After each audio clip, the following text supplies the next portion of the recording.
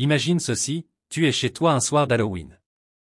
Le vent frappe contre les fenêtres, la lumière vacille, et soudain, tu te souviens de cette vieille légende que tu as entendue enfant. Celle de l'homme mystérieux qui se cachait sous le lit des enfants pour les attraper pendant la nuit d'Halloween. Tu ris peut-être maintenant, mais pourquoi ces histoires nous hantent-elles encore? Pourquoi les racontons-nous encore année après année, malgré l'époque moderne où tout est censé avoir une explication rationnelle? Dans cette vidéo, je vais t'emmener dans le monde fascinant des légendes urbaines d'Halloween.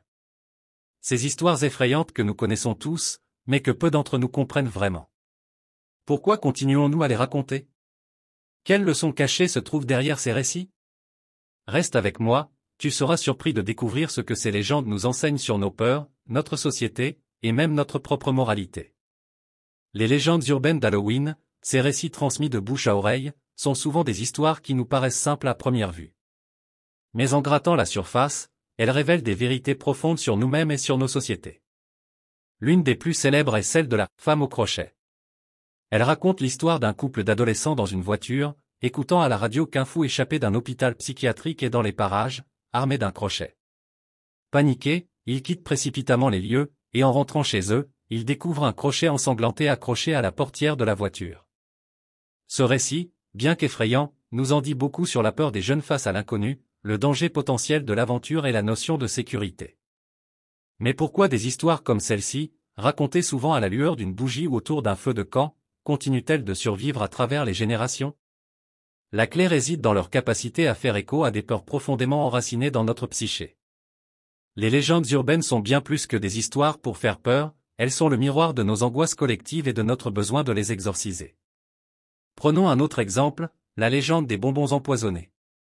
Chaque année, à l'approche d'Halloween, les parents avertissent leurs enfants de ne pas manger les bonbons offerts par des inconnus sans les vérifier, de peur qu'ils soient contaminés. Cette légende, bien que rarement confirmée par des faits réels, persiste. Pourquoi? Parce qu'elle joue sur une peur fondamentale, celle du danger caché dans les gestes du quotidien, de l'inconnu qui semble inoffensif mais peut devenir une menace. Dans une société où nous ne faisons plus confiance à ceux que nous ne connaissons pas, ce récit prend toute sa puissance. Les légendes urbaines d'Halloween ne sont pas seulement des histoires pour nous effrayer, elles servent aussi à réguler notre comportement social. Elles nous apprennent des leçons morales sur ce qui est bien ou mal, sur les limites à ne pas franchir. La légende du crochet, par exemple, avertit implicitement les jeunes des dangers de l'imprudence et de l'insouciance. De la même manière, les histoires de bonbons empoisonnés rappellent aux parents d'être vigilants, de protéger leurs enfants, et aux enfants de ne pas faire aveuglément confiance à tout le monde.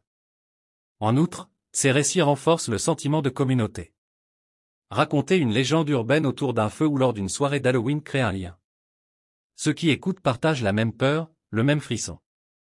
Cela génère une unité face à un danger imaginaire, mais aussi une réflexion sur ce que ce danger symbolise réellement dans notre vie quotidienne.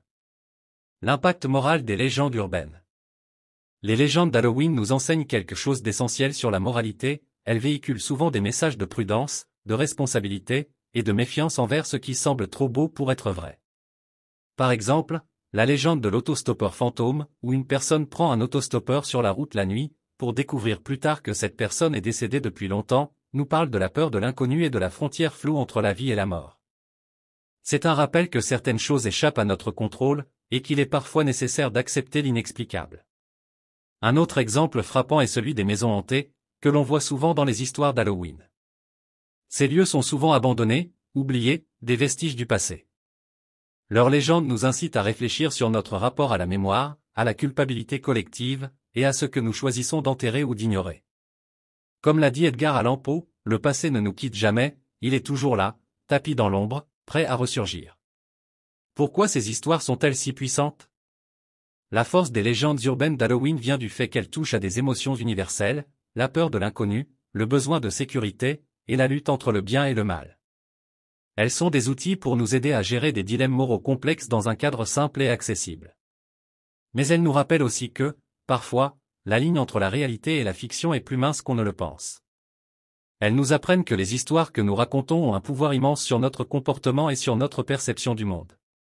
Et si elles continuent d'être partagées, c'est parce qu'elles répondent à un besoin profondément ancré dans notre psyché, celui de donner du sens à l'inexplicable. Les légendes urbaines d'Halloween sont bien plus que de simples histoires effrayantes. Elles sont des fenêtres sur nos peurs les plus profondes, des leçons sur la moralité, et des rappels que la réalité est souvent plus étrange que la fiction. La prochaine fois que tu entendras une de ces histoires, demande-toi, qu'est-ce que cela dit vraiment sur nous ?